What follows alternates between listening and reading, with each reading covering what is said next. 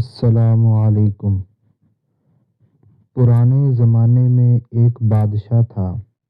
اس کا ایک بچپن کا دوست تھا جس کے ساتھ وہ کھیل کود کر جوان ہوا تھا۔ بادشاہ نے اپنے اس دوست کو ہمہ وقت ساتھ رکھتا تھا۔ اس کی عادت تھی کہ اس کی زندگی میں خواہ کوئی بھی اچھی بری بات ہو، وہ ہمیشہ یہی کہتا تھا کہ جو ہوتا ہے اچھے کے لیے ہوتا ہے۔ ایک دن بادشاہ اور اس کا دوست شکار کے لیے جنگل میں گئے۔ دوست نے بادشاہ کے لیے بندوق میں گولی بھری اور بندوق تیار کر کے بادشاہ کو دی، لیکن گولی بھرنے میں اس سے کوئی غلطی ہو گئی اور جب بادشاہ نے شکار کے لیے گولی چلائی، اس کا انگوٹھا کٹ گیا۔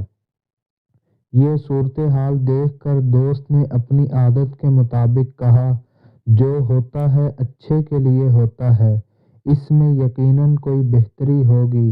یہ سن کر بادشاہ کو شدید غصہ آیا اور بولا، یہ بہتر نہیں ہے، میرا انگوٹھا ضائع ہو گیا ہے اور تم کہہ رہے ہو اچھا ہوا، اور ساتھ ہی حکم جاری کیا اسے قید خانے میں ڈال دیا جائے۔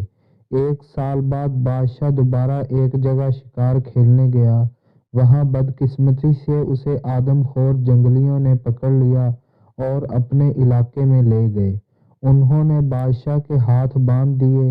اب آگ جلا کر وہ بادشاہ کو جلانے ہی والے تھے کہ ان کی نظر بادشاہ کے انگوٹھے پر پڑی تو پتہ چلا کہ بادشاہ ایک انگوٹھے سے معذور ہے۔ وہمی اور توہم پرست قوم ہونے کی وجہ سے وہ کسی نامکمل انسان کو نہیں کھاتے تھے، لہٰذا انہوں نے بادشاہ کو رہا کر دیا۔ جب بادشاہ گرتا پڑتا اپنے محل میں پہنچا تو اسے خیال آیا کہ کس طرح اس کا انگوٹھا کٹ گیا تھا اور اس نے اپنے دوست کو جیل میں بھجوا دیا تھا۔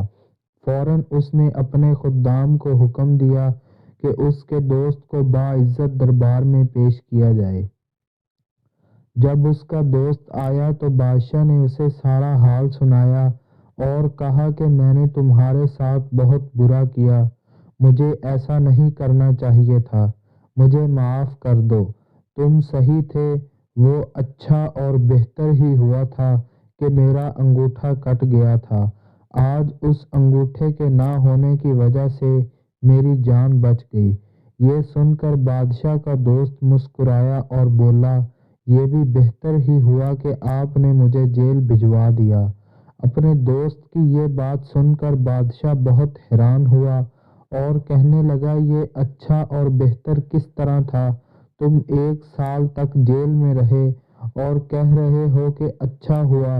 دوست مسکرا کر بولا، ہاں اچھا ہوا اور بہت بہتر ہوا کہ اگر میں جیل میں نہ ہوتا تو یقیناً میں تمہارے ساتھ ہوتا اور وہ جنگلی اب تک مجھے ہڑپ کر چکے ہوتے، کیونکہ میرا انگوٹھا صحیح سالم ہے۔ اس کہانی کا نتیجہ یہ نکلا ہے کہ زندگی میں اکثر جو کچھ بھی ہوتا ہے وہ یقیناً اچھے کے لیے ہی ہوتا ہے، لیکن انسان فطرتاً جلد باز واقع ہوا ہے اور اسی وقت نتیجہ چاہتا ہے، جبکہ قدرت کا نتیجہ تھوڑے وقفے کے بعد ظاہر ہوتا ہے۔